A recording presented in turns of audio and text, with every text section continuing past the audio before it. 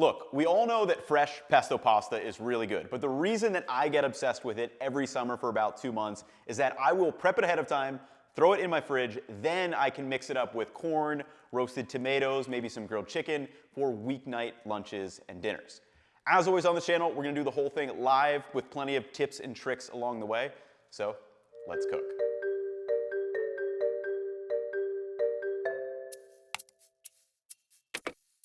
Okay, so we're gonna start with our pasta.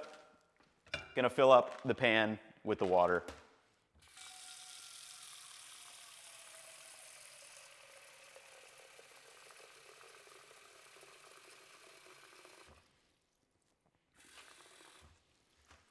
And then, as you guys know, if you are veterans of the channel,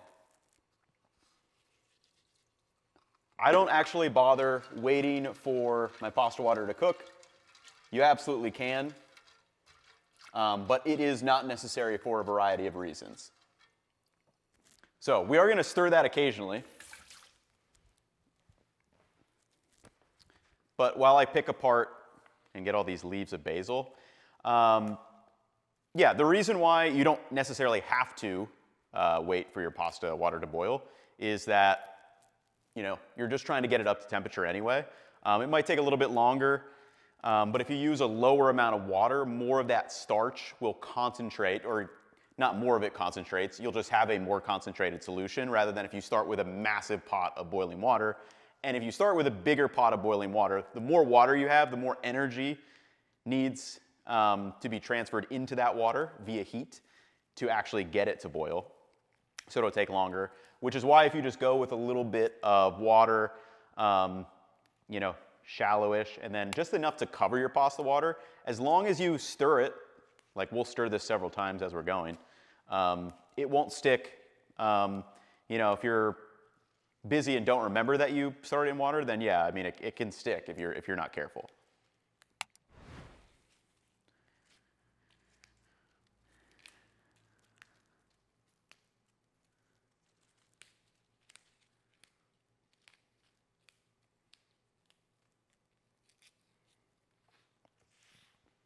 But while I continue, literally just gonna remove all these leaves from the basil.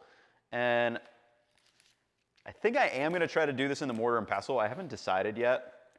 My mortar and pestle is not that big, but I think, for the amount of basil I have at least, but I think we'll be able to give it a shot.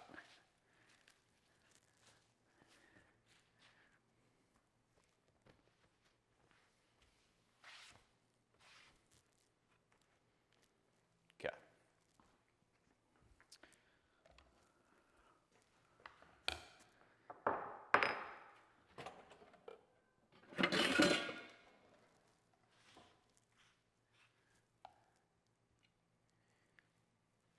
Just kind of curious how much basil this is.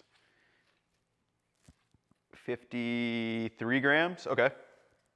It's actually, I feel like a good amount. So what do I need? I need to go to the fridge.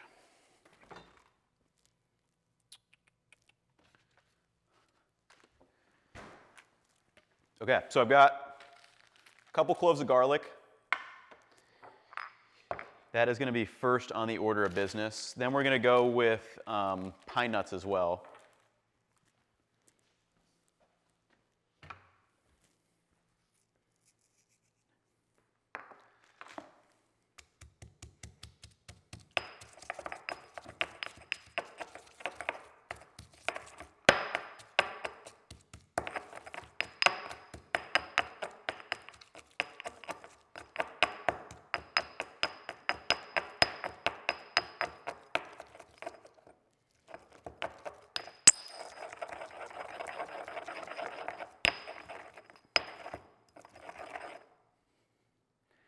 And as you can see, nice and pasty in there. You could use more or less garlic depending on how garlicky you want it. I definitely want the basil to shine more, so that's kind of where I'm going to land on that. Then going to give our pasta a quick stir. Just remembering that it is in a shallow amount of water.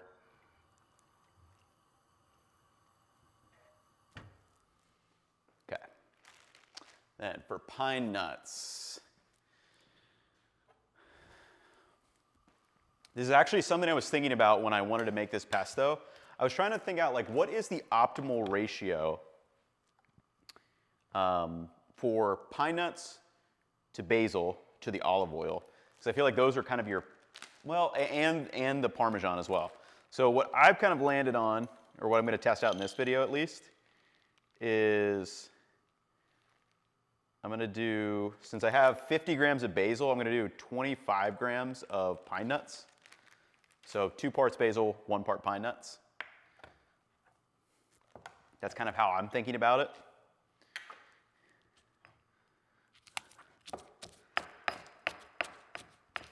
And pine nuts are very expensive. Like every time I make pesto, I forget how, I mean, nuts in general are pretty expensive, but pine nuts specifically, I think these were like what were these? $45 a pound. Obviously this is not a pound, this is a quarter pound, but $10 for a little bag of them.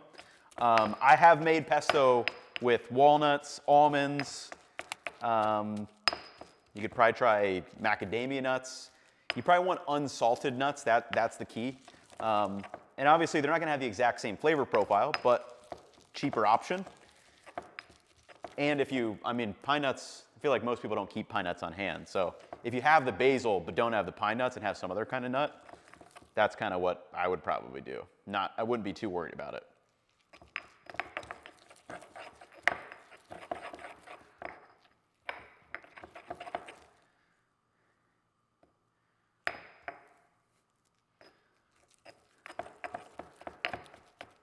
All right, so as you can see, we've got the nice kind of pastiness of the pine nuts with the garlic. It smells really good.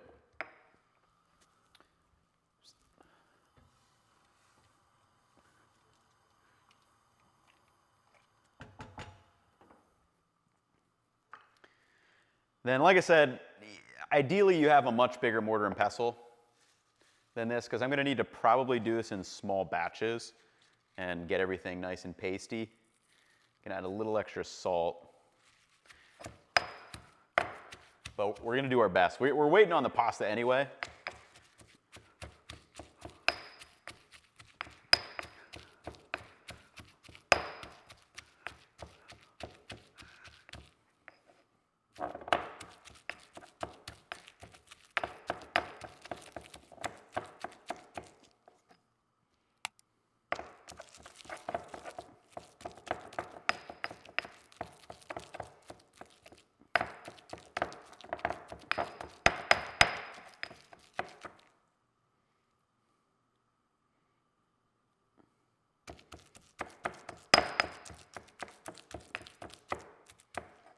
And you know what?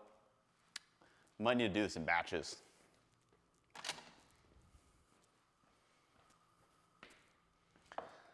So, I'm learning right along you guys. If you have a smaller mortar and pestle, you can probably do this in batches, and then we'll recombine everything here at the end. So I'm going to get more of this basil in here.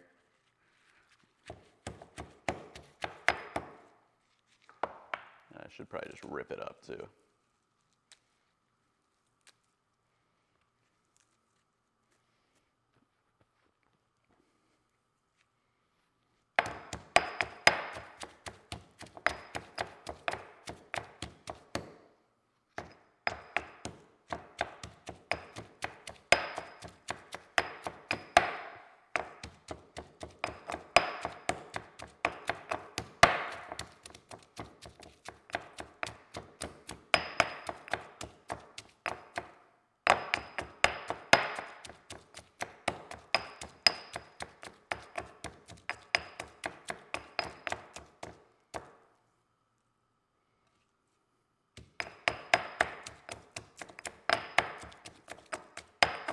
Honestly, dude, I'm gonna give up on this. Not feeling it.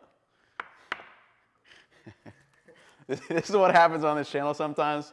We don't know how things are gonna go, especially since I'm not making this to be like this fresh, like preparation. This is more of like a prep item for me. So I think I'm gonna bust out the blender. And what we want to do, I guess the main thing, I'll explain why people like using mortar and pestles, if you have a bigger one.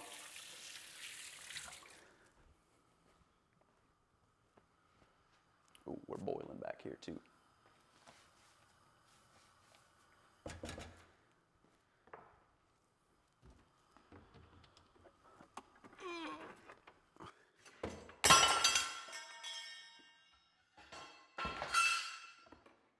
God, that was loud.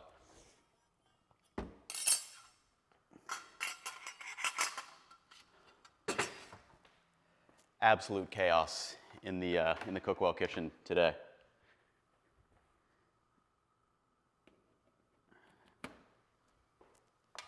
Okay, so like I was saying, why a lot of people like using mortar and pestle is because you kind of crush more of the cells of the basil and everything in there, compared to like a food processor, which could make the texture a little bit grainier, and also not release as much of the cells and everything in there. But what I think I'm gonna try doing here with the blender is to really properly puree this. And I used this earlier.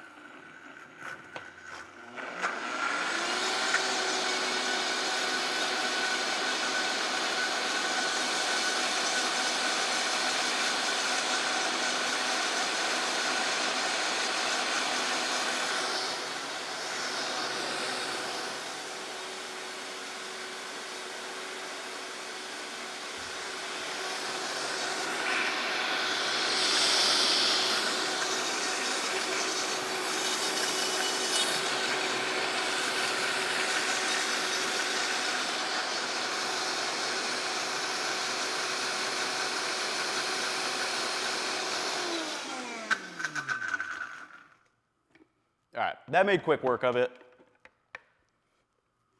And what is cool about this is you can really get all the olive oil emulsified in there. And just for, if you want to know, that was 100 grams of olive oil. So 50 grams of basil, 25 grams of pine nuts, 100 grams of olive oil. Last thing we need is the parm. So let me get rid of this guy.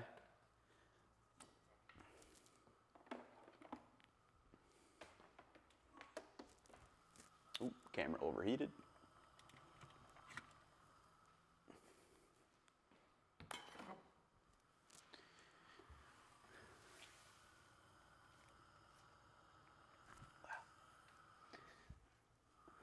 I can, yeah, this is not, this still needs a couple minutes anyway. I'll come back to that. What was I gonna do? Oh yeah. Okay, so last thing we need is our parm. So this looks pretty liquidy right now, but obviously we haven't added the parm yet.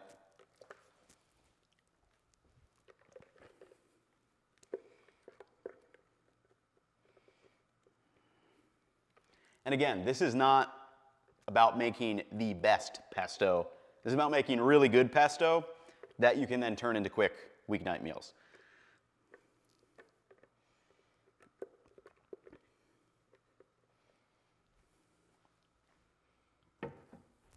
Okay.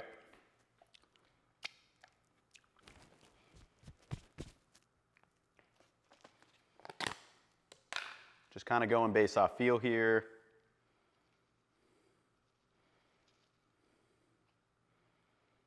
I'm gonna go, I like mine a little heavier on the parm. All right, 50 grams of parm. And we'll mix this up.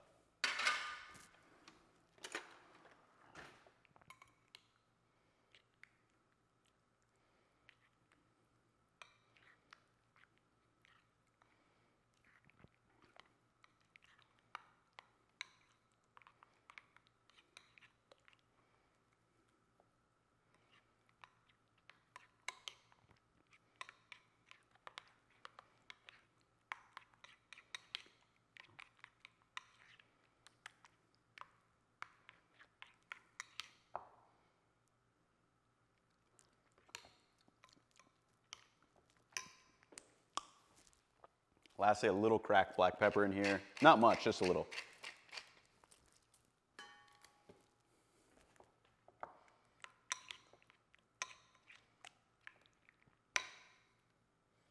And yeah, let me get. Yeah. For me, that's really all I'm looking for. Mostly basil forward, a little bit of bite from garlic, a little bit from the black pepper, and then plenty of fresh parm. Just waiting back here on our pasta. Probably needs another couple of minutes.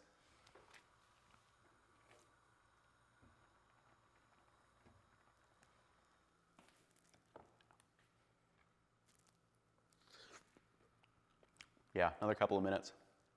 So while we're waiting on this pasta, I'm curious, what are your favorite pasta shapes? For pesto, we'll see shortly, I got radiators, which are kind of like, I forget what the other little twisty ones are, but I feel like they hold the sauce really well, which is ideal. But I don't know, for me, I like some kind of heartier, chewier piece of pasta rather than, I don't know, I don't really like it with spaghetti or angel hair or anything like that. I'm more of a, yeah, I want something like with a little nice bite-sized pieces that are a little bit chewy. Because then also when I mix it with things like, I don't know, cherry tomatoes or chicken, they can all be a similar size shape, which I find is really nice. But yeah, I'd be curious to know, what's your go-to pasta shape for pesto?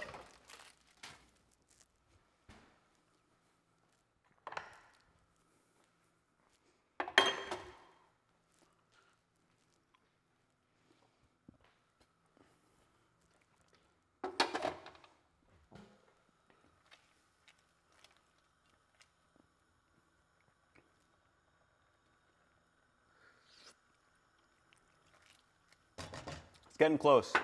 Definitely getting close.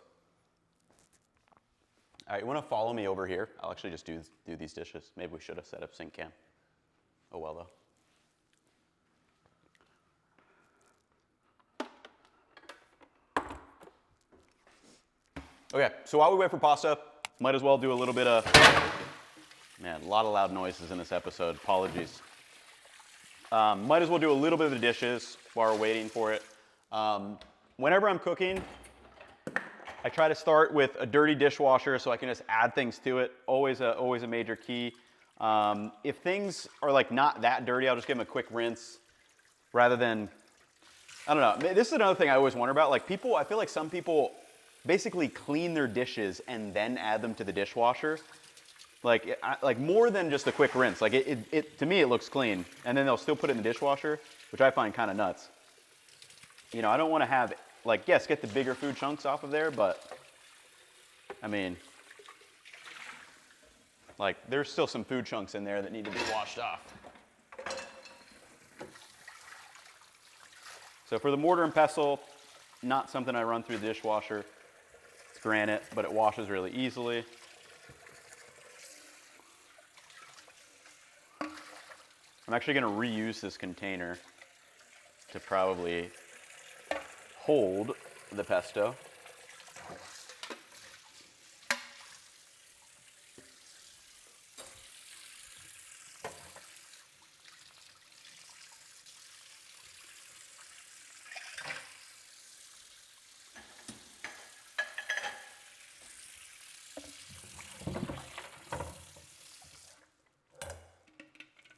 And yeah, I mean, just like that, that took 45 seconds, a minute. I mean, always got to be thinking about cleaning whenever you're making stuff. It makes it so much easier if you're just on top of it. And this looks done as well. Because it's just like, I wouldn't have been doing anything else while I'm waiting for this pasta, so why not take the minute just to clean it up really quick. Okay, so pasta. All right, we got our pasta. I should have saved some of this water. What a mistake. That starchy pasta water that we built up. We'll do one of these.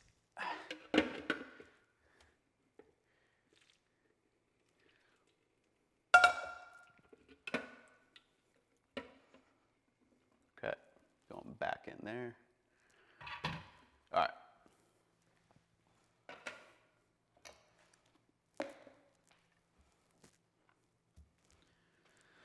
Clean that. I don't even know what that's from.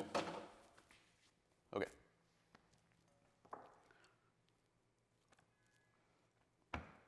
All right, it was chaotic, but we got here. Okay, so we have our radiator pasta. One of these got away. And this was, I think, like 250 grams, about half a box. You can scale up, scale down as needed. So just gonna spoon that in. And let's give it a mix. See what we're looking like.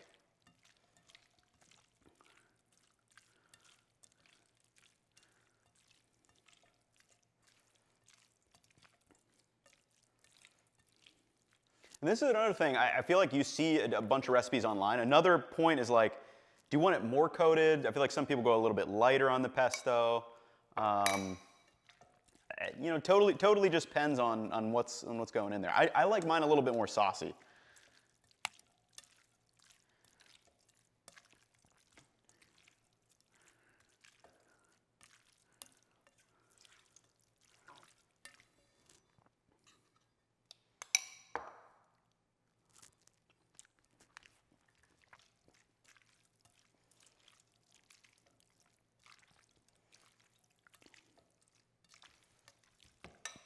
All right. But yeah, hopefully you can see, oop, lost all of it. We'll get a close-up of this if you can. But yeah, hopefully you can see in the like individual little pieces of the pasta there, they kind of sink in between all those little crevices and cracks. That's why I really like this shape for pesto especially. And then obviously since we used the blender, they're more kind of shaved up and sliced pieces. That's what some people say is the downfall, but it still tastes really, really good. It's not like it's that much worse. And then, like I said, this is for prepping throughout the week. So this isn't a ton of pasta. You could eat it straight up like this. But for me, I like to make this ahead of time, store it in the fridge.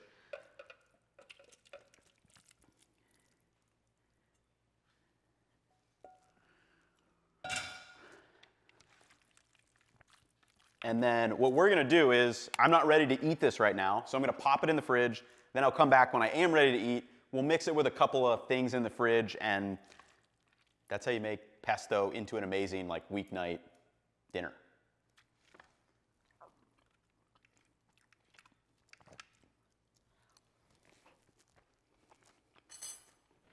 All right.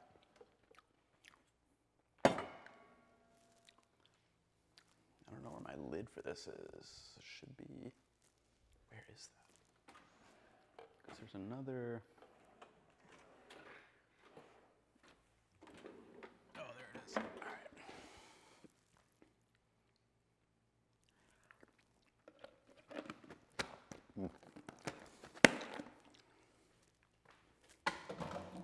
All right, popping this in the fridge. We'll be back shortly. Not in video time, not in real time. Many hours later. It's now a few hours later. So this is how I would, kind of heat this up. So we have our pesto that we prepped earlier. Then some leftover grilled chicken. We're gonna probably add a little bit of parm. If I had roasted vegetables, that would be a really good addition too. But I think I'm gonna go with, okay, so this is future Ethan here. Our audio cut out for about a minute and a half, minute 45. So I'm just gonna kind of voice over what I think I'm doing while I'm going through this. So I pulled the pesto out of the fridge, obviously. And then really this is where the magic of having this pesto in your fridge, it's not gonna be like the best pesto in the world, like if it was perfectly made fresh. But if you're coming home from like a workout, or for me going golfing or something, getting 9 holes in, a yoga class, going for a run, or like you need a quick lunch or something of that nature, you pull your pesto out of the fridge and then you can add quite literally whatever you want.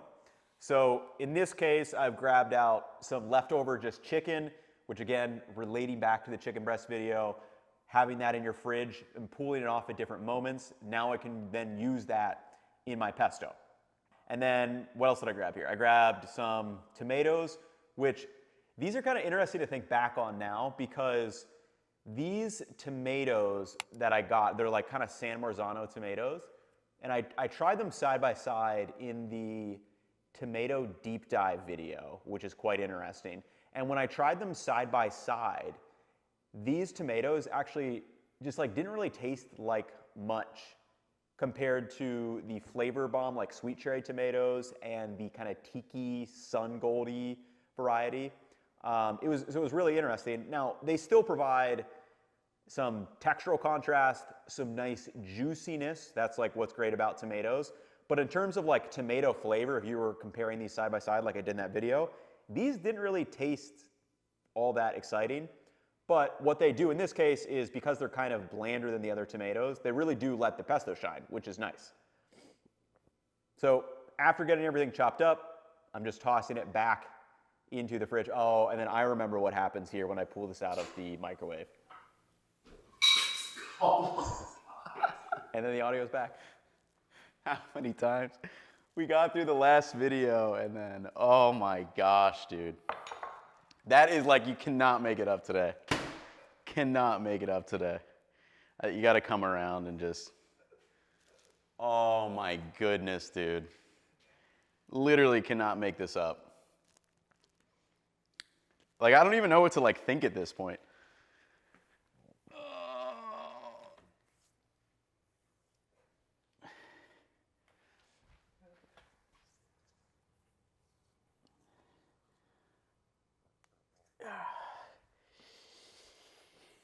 Gonna need to do a deep clean.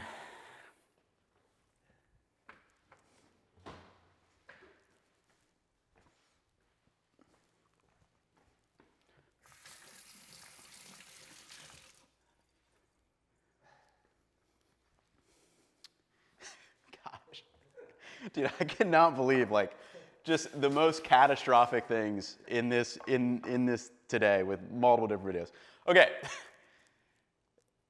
Just pretend that this is a full bowl.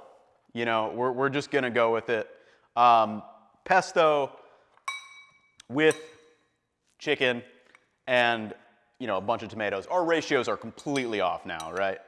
But you'd really see, like, this is why pesto is so great to have in the fridge. It is just so quick, you can mix it with anything, and I love the the temperature contrast between kind of room temperature tomatoes versus the warmed up pesto and the chicken. Really, really good.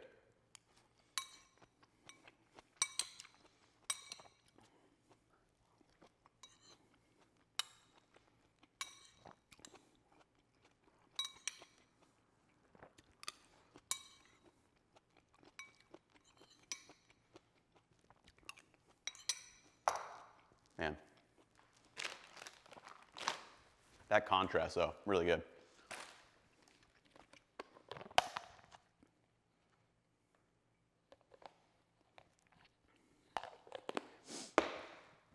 Okay, well there you have it folks. We battled in this video, so thanks for sticking with me to the end, but that is the reality of home cooking sometimes. Everything does not go according to plan, so let me be an example of that for all of us out here. But anyway, go make some pesto this summer. Keep it in the fridge, mix it with whatever you want, whatever you got going on, and yeah, I will catch you in the next one. Peace, y'all.